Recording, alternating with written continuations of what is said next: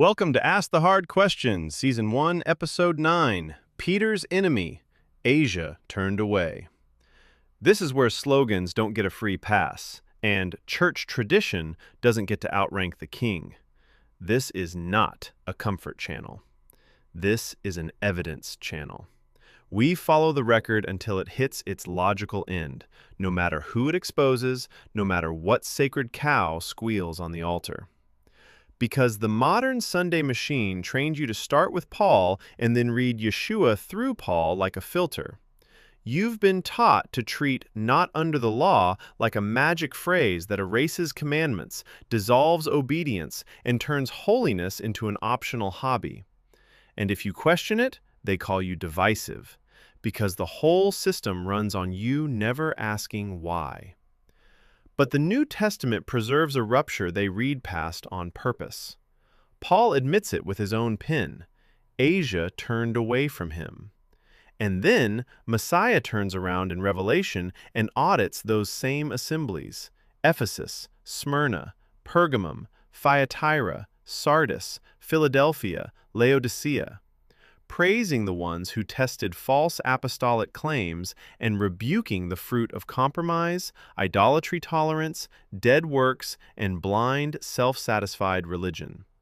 That's not an accident. That's a warning. And then you step outside the canon they curated and you hear another witness yelling the same thing. In the Clementine stream, Peter warns James in Jerusalem that men are twisting his words by interpretations to dissolve the law. And he names the drift: Gentiles abandoning lawful preaching for a lawless doctrine tied to the man who is my enemy. They don't like that line. It ruins the clean, polished harmony they sell from pulpits. So they cherry-pick Clementine when it helps their Roman timeline, and they bury it when it exposes their lawless gospel. So tonight we're doing what the stage refuses to do. We're putting the claims on trial. We're reading Asia's break, Revelation's audit, and Peter's warning as one contested landscape: Jerusalem discipleship versus private vision authority. Commandments kept versus commandments dissolved. The king's words versus the machine's traditions. If you came for soft religion, click away. If you came for truth, stay. Because this episode is simple. Who do you trust? Messiah's public words or a system built on loopholes? Again, I welcome you to the channel and hope this helps you find the true joy and freedom that is God's law. So here we go, and let's find out. Who was Peter's enemy? Ask the hard questions. You don't just go to church. You enter a machine. Lights, songs, branding, a weekly emotional rinse. Then the sermon happens. Paul is treated like the operating system, and Yeshua is treated like wallpaper. You're told it's one gospel. You're told there's no conflict. You're told the disciples in Jerusalem were basically clueless until a private vision man showed up to complete what Messiah started. But the record won't cooperate, because it preserves a rupture the pulpit reads past on purpose. You are perceiving this, that all the ones in Asia turn themselves away from me. 2 Timothy 1:15. Brill-guided sense. Apostropho means turn away, withdraw allegiance. All Asia. Not one town, not a splinter group. The region containing the very assemblies Messiah audits in Revelation: Ephesus, Smyrna, Pergamum, Thyatira, Sardis, Philadelphia, Laodicea. No, that's the flare in the sky.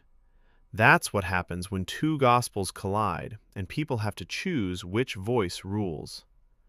One gospel is public, witnessed, and rooted: Torah, Messiah, Jerusalem disciples. The other gospel is private, elastic, and power-hungry: vision, slogans, freedom, empire. Messiah drew the line for this generation.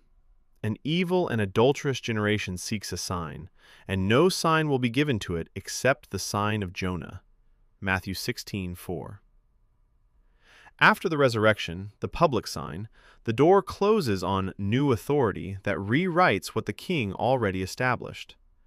After Jonah comes testing, not enthroning. Every later voice gets weighed under the king's words. Revelation is not a greeting card.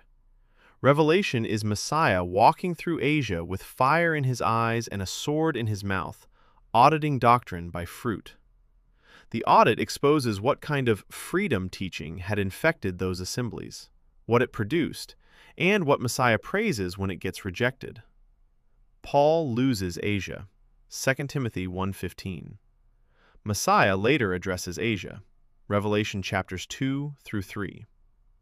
Messiah keeps circling the same poisons: false apostles, Balaam and Jezebel compromise, dead faith, wealth blindness, and the praise of those who keep his word. That is not random. That is a fruit audit. I know your works and your labor and your endurance, and you tested those who call themselves apostles, and they are not, and you exposed them as false. Revelation 2:2. From the Greek, apostolos means a sent envoy, a commissioned messenger. Messiah praises Ephesus for doing what the modern church forbids: testing apostolic claims instead of kissing the ring. Not unity at any price. Not don't be divisive. Testing, exposure. Messiah rebukes the fruit that grows wherever freedom becomes license. You have there those holding the teaching of Balaam to eat idol sacrifices and to commit sexual immorality. Revelation 2:14. You tolerate the woman Jezebel, and she teaches and leads astray my servants to commit sexual immorality and to eat idol sacrifices. Revelation 2:20. Balaam, Jezebel, same footprint: compromise with idols, compromise with holiness, then call it maturity. Paul's own words lay out the freedom engine. We know that an idol is nothing. Eat whatever is sold in the meat market. 1 Corinthians 8:4, 10:25. All things are lawful. 1 Corinthians 6:12. I did not receive it from man. I received it by revelation. Galatians 1:12. Elastic lines, personal authority, conscience-based loopholes. While Torah calls idolatry contamination poison, and Messiah calls the compromise Balaam and Jezebel, Messiah exposes what faith looks like when it becomes a brand with no obedience. You have a name that you live, and you are dead. I have not found your works filled to fullness before my God. Revelation 3:1-2. From the Greek, plero means fill to fullness, bring to full measure. Dead. Not confused, dead. Paul markets the opposite direction, to the one not working but believing. Romans 4:5. James refuses the fraud. Be doers of the word and not hearers only, deceiving yourselves. James 1:22. What does it profit if someone says he has faith but does not have works? James 2:14. Messiah praises the opposite: an assembly that keeps his word, endures, and doesn't need a loophole gospel. You kept my word and did not deny my name. Because you kept my endurance word, I also will keep you. Revelation 3:8, 3:10. Messiah finishes with the final mirror of Western Christianity, Laodicea. You say, I am rich, I need nothing, and you do not know that you are blind and naked. Revelation 3:17. That is the logical end of freedom without obedience. Confident blindness. And what gets me is this: technology today makes the excuses pathetic. We can pull manuscript images. We can search libraries of early writings in seconds. We can read what was preserved outside the canon and see the pressure points the system tries to hide. I read the Clementine homilies in 2024, and it was mind-blowing, because you can hear how the early fight sounded before Rome finished polishing the story. And here comes the selective hearing again. They cherry-pick Clementine like a buffet. Catholics and Protestants will quote it with zero shame when it props up their tradition. Clement as Peter's man, Rome's early pedigree, Peter's authority, Peter's conflicts, travel narratives, early community structure, guarded teaching, the tone of apostolic succession, even the martyrdom atmosphere they love to use when they want Peter hanging upside down as Rome's crown jewel. They'll lean on the Clementine world to decorate their timeline, to give texture to early church life, to romanticize Peter, and to reinforce the idea that the faith is safely housed inside institutional continuity. But the moment that same Clementine stream puts a blade to their favorite doctrine, when Peter warns James that men are twisting his words by interpretations to dissolve Torah, when he calls the lawless teacher my enemy, when the whole thing reads like a direct firewall against the exact, not under the law religion they preach, suddenly they develop amnesia. Same source, same alleged pipeline, same early witness, but now it's legend. Not reliable, can't be used. That is not discernment. That is selective hearing with a halo. Peter's warning to Jerusalem makes the collision unmistakable. Peter writes to James in Jerusalem, the brother of the Lord, the overseer of the Jerusalem assembly. Not Rome, not later theology, Jerusalem. Clementine Homilies, Apostle Peter's epistle to Apostle James, verbatim. And these things some have attempted while I am still alive, to transform my words by certain various interpretations, in order to the dissolution of the law, as though I also myself were of such a mind, but did not freely proclaim it, which God forbid. For such a thing were to act in opposition to the law of God, which was spoken by Moses, and was borne witness to by our Lord in respect of its eternal continuance. But these men, professing, I know not how, to know my mind, undertake to explain my words, which they have heard of me, more intelligently than I who spoke them, telling their catechumens that this is my meaning, which indeed I never thought of.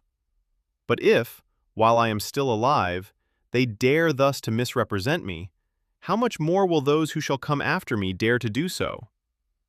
That is a direct rebuke of the Torah-dissolving project. Interpretation used as a crowbar to erase obedience while claiming apostolic cover. Peter names the Gentile drift. Clementine, Peter to James, verbatim. For some from among the Gentiles have rejected my legal preaching, attaching themselves to certain lawless and vain doctrine of the man who is my enemy. Paul says Asia turned away from him, and he doesn't frame it like a minor misunderstanding. He frames it like a regional break. All the ones in Asia. That means the very territory where the 7 assemblies stand. And then Messiah steps into that same territory in Revelation and starts talking like a judge, not like a politician. He doesn't say, be nice to traveling teachers. He says Ephesus did the right thing because they tested the men claiming authority and exposed them as false. That is not neutral language. That is not, we had different emphases. That is Messiah congratulating a church for refusing a claim to apostleship that did not hold up under examination. Then Messiah turns and rebukes what the freedom message produces when it takes root. In Pergamum and Thyatira, he names the fruit. Balaam and Jezebel, idolatry contamination, moral compromise, a tolerated teacher system that seduces servants while calling it liberty. Then in Sardis, he performs an autopsy on alive in name religion, reputation without obedience, activity without completion, dead. That is the same region Paul admits abandoned him, and it's the same region Messiah is correcting for the exact kind of compromise and hollow religion that grows when commandments become optional and holiness becomes negotiable. Now layer Peter's letter to James on top of that, and the drift gets a name. Peter is not warning Rome, he is warning Jerusalem. James, the overseer of the original assembly. Peter says men are already twisting apostolic teaching by interpretations to dissolve the law, and he calls it opposition to the law of God spoken by Moses and witnessed by the Lord as enduring. Then he gets brutally specific. Gentiles are rejecting Peter's lawful preaching and attaching themselves to a lawless and vain doctrine driven by the man who is my enemy. That is not a polite difference of opinion. That is a frontline warning. A rival message is pulling Gentiles away from Torah faithfulness by selling interpretations that erase obedience. The warning is not vague. It is a straight line when you stop protecting your assumptions. Paul's own confession shows a collapse in Asia. Messiah's letters show the same region being audited for false authority claims and the rotten fruit of freedom compromise. Peter's warning shows the mechanism. Torah dissolved by interpretation games. Gentiles pulled into lawless doctrine by an enemy voice. That is a contested gospel landscape in plain sight. Jerusalem discipleship versus private vision authority. Commandments kept versus commandments dissolved. Messiah's verdict versus empire harmonization. And Messiah already judged the whole system that runs on tradition over obedience. In vain they worship me, teaching as doctrines the commandments of men. You set aside the commandment of God to keep your tradition. Mark 7:7-9. Why do you call me Master, Master, and do not do what I say? Luke 6:46. So the Sunday questions land like a hammer. Why did Asia turn away from Paul? Why does Messiah praise testing false apostles in Asia? Why do Messiah's rebukes target the exact fruits of lawless freedom? Why does Peter's warning to James sound like a firewall against Torah dissolution? Why is the biggest red flag in the New Testament treated like a footnote? Choose the king or choose the machine. Choose Torah faithfulness or choose loophole religion. Choose the public words of Messiah or the private vision empire. Ask the hard questions. #Eric Seeks Truth. Thank you for watching Ask the Hard Questions. And listen, this wasn't theology for hobbyists. This was a receipt drop. Paul admitted it in plain language. All those in Asia turned away from me. Then Messiah himself walked through those same Asia assemblies in Revelation and did not harmonize the story. He audited it. He praised Ephesus for testing those who call themselves apostles and exposing them as false. He rebuked Balaam and Jezebel compromise, idols, immorality, tolerated seduction. He exposed dead-name religion in Sardis. He praised endurance and obedience where it existed. He shamed Laodicea's rich, confident blindness. Same region, same battlefield. Same question. Whose voice rules you? And then the so-called outside writings that get selectively quoted when it's convenient, Clementine, show you the same pressure point. The moment Peter warns James in Jerusalem that men are twisting his words to dissolve the law, and the moment he says Gentiles are being pulled into lawless and vain doctrine tied to the man who is my enemy, suddenly the church develops amnesia. They'll use Clementine when they want Peter as Rome's trophy. They'll reject it the second it cuts their doctrine at the root. That's not scholarship. That's loyalty to the machine. So if this episode made you uncomfortable, good. That's what truth does when you've been trained by tradition. This isn't about being edgy. This is about the only question that matters. Will you let any man rewrite what the king established? Because Messiah already told you how to measure teachers. Not by titles, not by institutions, not by printing presses, not by tradition. By obedience and fruit. And he already warned what happens when people set aside the commandments of God to keep the commandments of men. So here's what I want you to do next. Don't argue in comment sections like a fan club. Open the text. Read 2 Timothy 1:15. Read Revelation chapters 2 and 3 like an audit, not like a greeting card. Read the warnings. Track the fruit. Ask why the modern pulpit treats the biggest red flags like footnotes. Then take it to its logical end. If a gospel teaches freedom that dissolves obedience, what does Messiah call the fruit? Balaam, Jezebel, dead, blind, naked. If you're tired of being emotionally managed by Sunday religion, you're in the right place. If you're done letting the stage tell you what you're allowed to question, you're in the right place. If you want receipts, not slogans, stay here. If this episode helped you, share it with the one person you know who still thinks, "But Paul said," ends every conversation. Post it, clip it, send it to your pastor. Ask him directly, why did Asia turn away? Why did Messiah praise testing false apostles? Why does Peter warn about Torah dissolution and a lawless enemy doctrine? Watch how fast the room changes when the questions are sharp. Make sure you follow me on Facebook, Messenger, Instagram, YouTube, and Ask the Hard Questions podcast at Eric Osborne at Eric Seeks Truth, so you don't miss what's coming next. This series is not slowing down. We're taking every claim, every tradition, every sacred slogan, and we're dragging it into the light. Choose the king or choose the machine. Ask the Hard Questions #Eric Seeks Truth.